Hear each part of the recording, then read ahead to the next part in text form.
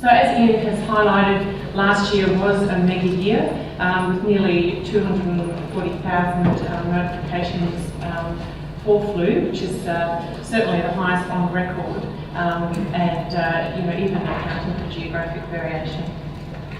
In terms of the Victorian data, you can see again, very big year in Victoria, nearly 50,000 cases, and when we break that down by age group, you can see that the majority of the burden of the disease was in adults, as we would expect, particularly in the over 65s.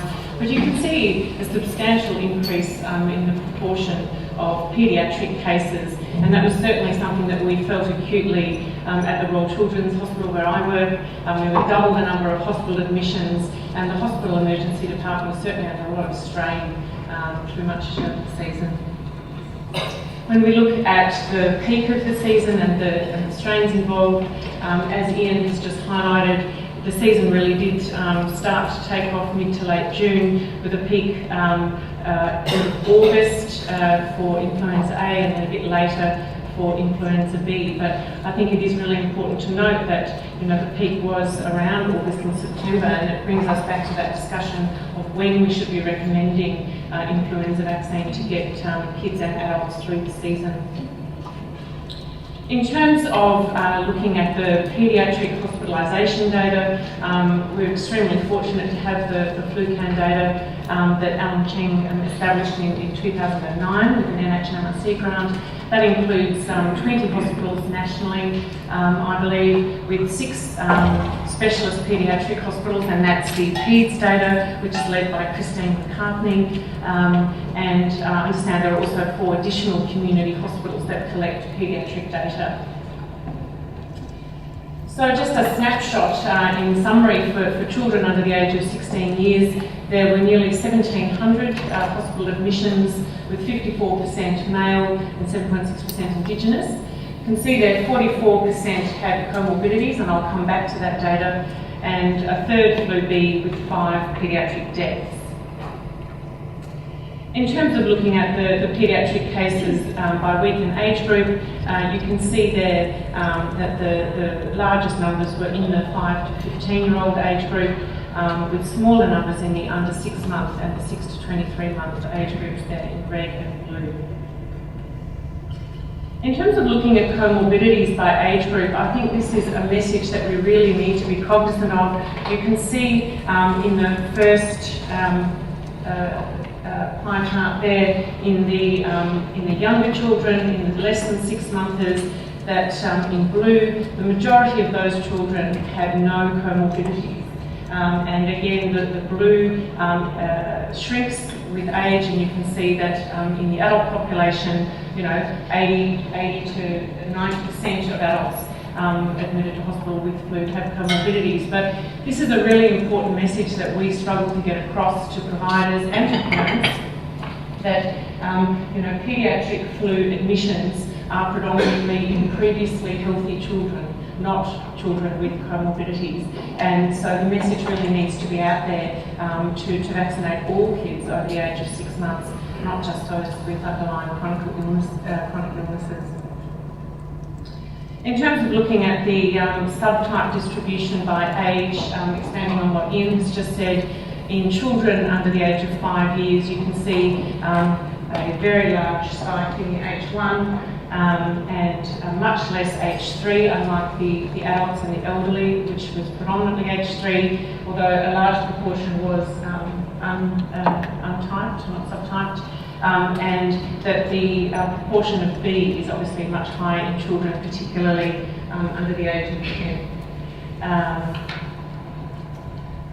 When we look at the proportion admitted to ICU by age group by year, if we look at the paediatric data, which is the first lot of graphs there for the under 16 years, comparing the 2016 and the 2017 year in red, there wasn't a substantial increase in the proportion of children admitted to ICU. So even though there was a substantially higher number of children being admitted to hospital, there wasn't a greater proportion necessarily being admitted to the intensive care unit. And when we break that down by age group, you can see that, in fact, the greatest proportion for the paediatric kids being admitted to ICU was in the under 6-month age group, which I do think highlights the importance of maternal vaccination, although of course the VE of maternal vaccination wanes by year, and it was not a particularly good year last year, but you can see, a substantial proportion of kids under 6 months being admitted to ICU, and then the other proportion is in the 5 to 15-year-old age group again. When we look at the estimated vaccine coverage, again, I think this is a message we all need to take on board from the FluCan data. 5% of healthy kids are getting the flu vaccine. And that goes up in children with comorbidities to maybe 20-25%, but we're not getting good coverage for flu vaccine in children, and it's incredibly difficult to get a consistent message out there, even within clinicians within my own hospital at the Children's, elevated conversations. Many subspecialists say, healthy kids don't need the flu vaccine, and certainly I was responsible for looking after a number of children on the ward last year during the peak of the season, kids between 6 months and 5 years of age who had actually presented to their GP requesting the flu vaccine and had been turned away and told that it wasn't recommended for children under the age of 5. Now, that's not meant in any way to criticise GPs, but I think we do need to get a consistent message out there. We need to be clear about the recommendations for flu vaccine, that it's healthy kids we're trying to target, and that the under 5s are a high-risk age group. Again, you can see that the highest uptake from the FluCan data was in the healthy adults, 65-year-olds, with lower in the adults, the 65-year-olds with comorbidities. In terms of the estimated vaccine effectiveness, and Alan may want to speak more to this, just reflecting on the data that Ian's just presented, the vaccine effectiveness in children from the FluCan data was estimated to be about 30%, which I think in the WHA data that Ian presented was around 16%, if I recall. The VE was much better against H1 and H3. It was terrible against the elderly and people with risk factors. And it was highest from the FluCan data up to 50% against non-elderly adults. So turning sort of to more a clinical view of paediatric influenza, I think it's very clear that amongst vaccine preventable diseases, flu is the leading cause for hospitalisation in kids under the age of 5. It's very important for us to recommend annual vaccination, particularly in the under 5s, as I said.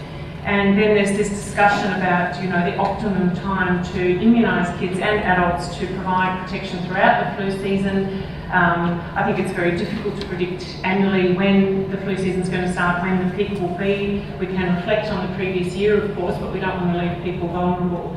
I would suggest that the optimal time to commence vaccination would be potentially mid to late April, but I'm sure many people have views on that.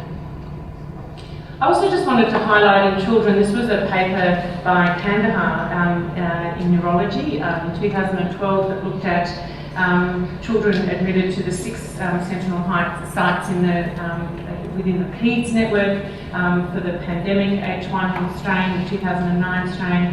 And I think it's really important for us to be cognizant of the fact that nearly 10% of all the children admitted throughout that year had a neurological complication. And again, 45% of these were previously healthy children, and half of these cases, the kids with neurological complications, were under the age of 5 years. Interestingly, from these data, only 60% actually presented with the classic triad of cough, coryza and fever, and 12% had no respiratory symptoms at all. And from these data, only 14% of kids with a pre-existing medical condition had had the flu vaccine. We hope that's around 20-25% now, as I just presented, and here it was about 11% overall that had a flu vaccine, whereas now, really we may be looking around, as I said, 5%. So obviously with children, early diagnosis and antiviral medications should be considered, but as we know, most of the time when kids present to the hospital, they had symptoms for days, and we've often missed the boat to get in within that 24-48 hour window. In terms of the strains for next year, as Ian has presented, there is a strain change for the H3 from Hong Kong to Singapore. And I just wanted to highlight the 4 age-specific QIV vaccines for children on the NIP. There's only 1 paediatric flu vaccine that's recommended for children 6 months to 3 years, and that's the Flu Quadri Junior. There's 2 for kids between the ages of 3 to 18 years, which is Flu Quadri and Fluarix Tetra, and then Afluria Quad over 18 years. That will hopefully come down into the paediatric population soon. In terms of the recommendations, you're all familiar with these, but flu should be recommended for all children over the age of 6 months. We know it's funded for Indigenous kids 6 months to under 5 years and over 15 years. It's funded for the elderly over, I struggle to say elderly, over 65 years, but for people over 65 years. For all kids over 6 months of age with high-risk medical conditions and pregnant women at any stage of pregnancy. And then, as we all know, it's being funded in 3 states now for children aged 6 months to under 5 years. It's been in WA for a while, but now Queensland and very recently New South Wales. And I think there's going to be a lot of questions asked this year by parents as to why 3 states are funded and 3 states are not funded, and it's going to be very difficult, I think, to answer that question. In terms of the recommendation for 2 doses of flu vaccine, we recommend for all kids 6 months to under 9 years that they get 2 doses in the first year that they receive vaccine, and for immunocompromised patients, they get 2 doses in the first year that they receive the vaccine regardless of age. Just to summarise that very briefly, and also just to highlight that in the 6 months to under 3-year-old age group, it is half the dose, and obviously the recommendation there in the first year that they receive the vaccine, 2 doses 4 weeks apart under the age of 9. Just very quickly to highlight, this is a question we get asked all the time clinically, because there was a recommendation to separate the Prevnar 13 and influenza vaccine by 3 days after some data was published, after there was an increase in febrile convulsions in the 12 to 24-year-old age group in 2011 in the USA. Our current recommendation at Royal Children's Hospital is not to separate these vaccines. Again, just to highlight the importance of flu vaccine in pregnancy, we know that pregnant women are more at risk of serious illness and hospitalisation due to flu, particularly pneumonia, miscarriage and prem labour. It's free and it's recommended at any stage of pregnancy. Very briefly, just to touch on the egg allergy recommendations, because again, we're always asked this. Essentially, only patients with a history of anaphylaxis to egg should be referred to an allergist and receive a dose of flu vaccine under supervision in hospital. Patients who've had a mild to moderate allergic reaction can receive the vaccine in primary care as long as they're observed for at least 30 minutes. And if they're just simply sensitised, then they don't need any prior testing or allergy review. Just to highlight the fantastic data that Christine McCartney runs through the Ausvax Safety Surveillance Network, which includes data from SmartVax, VaxTracker and STARS, and is now, I understand, up to 156 Sentinel sites nationwide. I think this data is fantastic. It's so useful for us to reassure parents. I use these data in clinic consultations all the time. This is for the 6 months to under 5-year-old age group, and it's so reassuring to be able to pull it up and show parents that there were no seizures recorded in this age group, that fever rates are very low, as are local reactions, and I think this is incredibly useful. So obviously, young children are at high risk of getting flu and being hospitalised. I hope I've really highlighted the under 5-year-old age group and the fact that the majority of these kids are previously well. They don't have comorbidities for the most part. Flu can have serious consequences in kids, and quite a high proportion, I would have thought, with neurological complications. I admit that was in a pandemic year, but we certainly see kids admitted to the hospital each year with quite devastating neurological complications. So I would make a very strong case for annual flu vaccination to be funded for all kids under the age of 5 years, as I'm sure everyone else in this room would.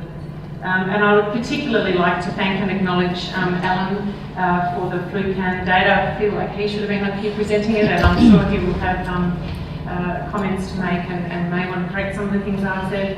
And Christine as well, PEDS data that is contained within the FluCan data, and also Janet Strawn from Department of Human Services in Victoria for the Victorian paediatric data.